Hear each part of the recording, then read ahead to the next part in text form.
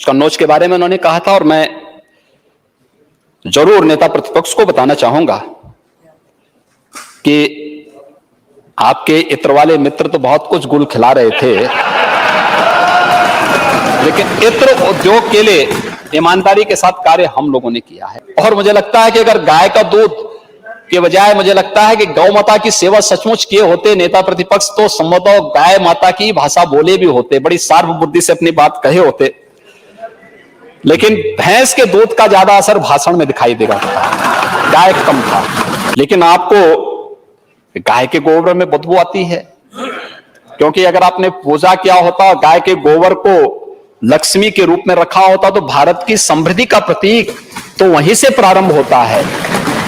संभवतः आप ये प्रश्न यहां पर नहीं किए होते। मैं देखना था माननीय नेता प्रतिपक्ष को, एक तरफ किसान की बात कर रहे थे, दूसरी तरफ उन्हें गोबर में बदबू नजर आ रही थी। कैसी विडंबना है। गोबर तो हमारे यहां गाय का गोबर तो बड़ा पवित्र माना गया है, और मुझे लगता है कि थोड़ा भी नेता प्रतिपक्ष हम लोगों से नहीं मानते, हो सकता है वे पूजा ना करते हो, लेकिन मैं वही आ रहा हूं। मुझे लगता है कि अगर आपने चचा शिवपाल जी से ही कुछ सीखा होता,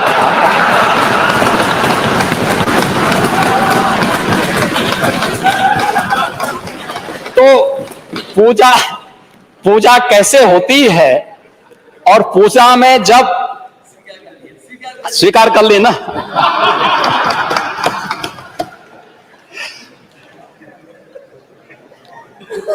आप देखते होंगे घरों में जब पूजा होती है हर एक जगह मूर्ति नहीं होती।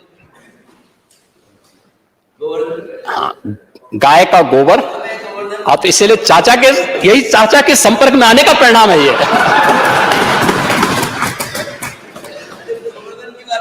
ओह, तो इसीलिए तो हम कह रहे हैं कि आप उस गोवर्धन को कहते थे कि गोबर हमें नहीं चाहिए। आप मुझे बताइए, कृषि प्रधान देश भारत की कृषि प्रधान व्यवस्था बगैर गाय के नहीं हो सकती, और बगैर गाय के गोबर से नहीं हो सकती है।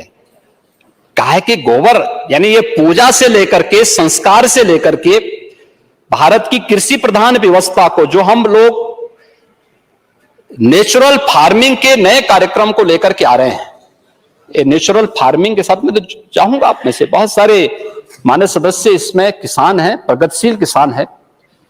आप देखना, नेचुरल फार्मिंग आपके पेस्टिसाइड, फर्टिलाइजर और केमिकल की जितनी समस्या, यानी जो भी ये इससे इफेक्ट, साइड इफेक्ट है, इससे मुक्त करते हुए आप एक ऑर्गेनिक प्रोडक्ट देने की स्थिति में होंगे। और ये नेचुरल फार्मिंग बगैर गौ माता के संभव नहीं है, और सरकार उसको उसी दिशा में आगे बढ़ाने का काम कर रहा है। सरकार उसी दिशा में इस कार्यक्रम को आगे बढ़ाने का कार्य कर रही है। लेकिन आपको गाय के गोबर में बदबू आती है, क्योंकि अगर आपने पूजा किया होता, गाय के गोबर को लक्ष्मी के रूप में रखा होता, तो भारत की समृद्धि का प्रतीक तो वहीं से प्रारंभ होता है। संभवतः आप ये प्रश्न यहां पर नहीं किए होते, और आप ये नहीं कहे होते कि कन्नौज की आवश्यकता क्या है। कन्नौज प्रदेश का हिस्सा है, हम भेदभाव नहीं करते हैं। हमने बिजली दी तो सबको दी, विकास किया सबका किया, सबका साथ सबका विकास, ये हमारा विजन है, सभी के लिए, सभी के लिए। ऐसा कुछ देखिए, कोई व्यक्ति ये नहीं कह सकता है कि हमें छोड़ दिया है। हमने हर जिले के लिए कार्य योजना बनाई, और नहीं, समुदाय के लिए भी, सारी समुदाय के लिए हमने, कोई समुदाय ये नहीं कह सकता कि देखिए, प्रधानमंत्री आवास योजना या कल्याणकारी योजनाओं की जब हम बात करते हैं, एक बात बताऊं मैं, 43.5 लाख आवास बने हैं, और इस 43.5 लाख आवास में किसी भी योजना का, जो भी हमारी लाभार्थी परक योजनाएं हैं, इन सभी लाभार्थी परक योजनाओं में उत्तर प्रदेश में अल्पसंख्यक समुदाय की जो आबादी है 18 से 19% के आसपास होगी, लेकिन योजनाओं का लाभ 35% से अधिक लिया गया है उत्तर प्रदेश के अंदर। और बकायदा उसके नंबर हैं, उनके नाम हैं, और अगर आप चाहेंगे तो उन योजनाओं के बारे में आपको मैं पूरी सूची भी उपलब्ध करा दूंगा। कोई अंतर नहीं पड़ता है। देखिए, वह उत्तर प्रदेश का जो नागरिक होगा उसके हितों के लिए कार्य करना हमारा नैतिक दायित्व बनता है। हम उसके हितों के लिए कार्य करेंगे। हमने तो पहले ही कहा था, मुझे लगता है विधानसभा सीनियर सदस्य हैं और आपने देखा होगा पहले ही भाषण में हमने इस बात को कहा था कि विकास में कोई भेदभाव नहीं होगा, विकास सबका, लेकिन तुष्टीकरण किसी का नहीं। तुष्टीकरण नहीं करेंगे, विकास सबका होगा। योजनाओं का लाभ कोई ये नहीं कह सकता कि प्रधानमंत्री आवास योजना किस एक सूची में उनका नाम आया था या स्वच्छ भारत मिशन में उनका नाम आया था और उनको बाद में मना कर दिया गया, यानी उनकी जाति, उनका मत या उनका मजहब देख करके मना किया गया। कोई नहीं कह सकता। प्रदेश में कोई भी लाभार्थी इस प्रकार की बात नहीं कह सकता। राशन देने में या किसी भी योजना के लिए हम लोगों ने तो अभियान चलाया, जिनके राशन कार्ड नहीं उनका राशन कार्ड बनाओ। आपके पास मेरे सामने बात आई कि साहब हमारे पास समय वो नियमान्य का प्रावधान करो। समस्या आपके पास इस बात की है कि आपके पास कोटा नहीं, उस कोटा को क्रिएट करो, ये सरकार का काम होना चाहिए। लेकिन हम भेदभाव नहीं करेंगे। कोई व्यक्ति, कोई वंचित ये नहीं कह सकता कि हमें इस कारण से इस सुविधा का लाभ नहीं मिला। हम लोगों ने सबको उसको देने का कार्य किया और उसी कार्यक्रम को आगे बढ़ाने के साथ हम लोग यहां पर इस कार्यक्रम के साथ जुड़े हैं और सभी उसी के हिस्से हैं। लोकतंत्र सेनानी के भी पेंशन की राशि को हम लोगों ने बढ़ा करके 15,000 से बढ़ा के 20,000 किया और बढ़ा रहे हैं ना। सभी कार्यक्रम आगे बढ़ेंगे, सभी फेज वाइज सभी होंगे। अभी ये सभी कार्यक्रम फेज वाइज आगे बढ़ने जा रहे हैं। उसमें चिंतित होने की आवश्यकता नहीं है। लेकिन जो बात यहां पर नेता प्रतिपक्ष ने एक बात कही, आज तो गोबर से अगरबत्ती भी बन रही है। अगरबत्ती, धूप अगरबत्ती भी बन रही है और मुझे लगता है कि अगर आप पूजा करते जरूर जलाते हैं। वैसे जलाना चाहिए, अच्छा है, लेकिन आपने फिर भी गौ को गौ माता कहा, मैं इसके लिए आपको धन्यवाद दूंगा।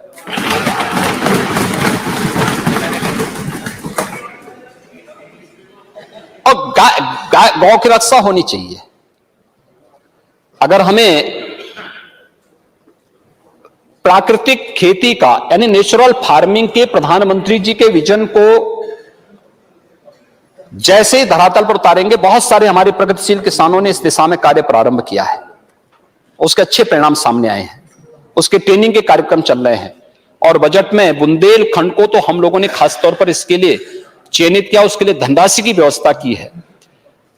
गंगा के तटवर्ती क्षेत्रों में 5-5 किलोमीटर के दायरे में भी इस कार्यक्रम को आगे बढ़ाने के लिए सरकार इस कार्यक्रम को आगे बढ़ा चुकी है और हम चाहेंगे कि जो भी इस प्रकार के अन्नदाता किसान हैं वे इसके साथ जुड़ जाएंगे तो इसका लाभ उन्हें प्राप्त होगा। गाय के गोबर से अब तो बहुत कुछ प्राप्त हो रहा है और स्वावलंबन का आधार बनेगा, यानी केवल नेचुरल फार्मिंग ही नहीं बल्कि बहुत सारे ऐसे प्रोडक्ट भी उससे बनाए जा सकते हैं जो हर एक किसान का और पशुपालक के जीवन में भी व्यापक परिवर्तन का कारण बनेगा। केवल दूध पीने तक ही सीमित मत रखिए। और मुझे लगता है कि अगर गाय का दूध के बजाय मुझे लगता है कि गौ माता की सेवा सचमुच किए होते नेता प्रतिपक्ष तो संभवतः गाय माता की भाषा बोले भी होते, बड़ी सार्व बुद्धि से अपनी बात कहे होते। लेकिन भैंस के दूध का ज्यादा असर भाषण में दिखाई देगा, गाय कम था।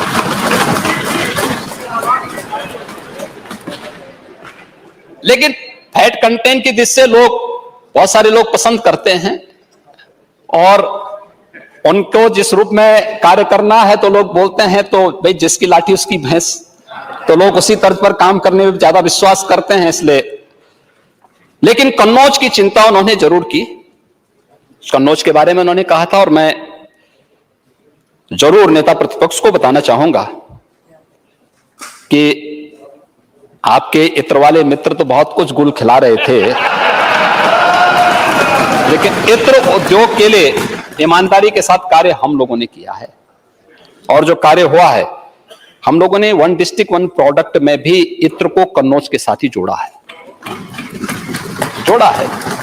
हमारे वहां के माननीय सांसद श्री सुब्रत पाठक जी लगातार इसके लिए यहां प्रयास कर रहे थे और उनके द्वारा भी इस बारे में कहा गया। वर्तमान में इत्र का 800 करोड़ रुपए का व्यापार हो रहा है वहां से, अकेले कन्नौज से। लेकिन इसको एक व्यवस्थित प्रक्रिया के साथ पिछले 5 वर्ष में 55 नई इकाइयां लगी हैं आपकी कन्नौज में।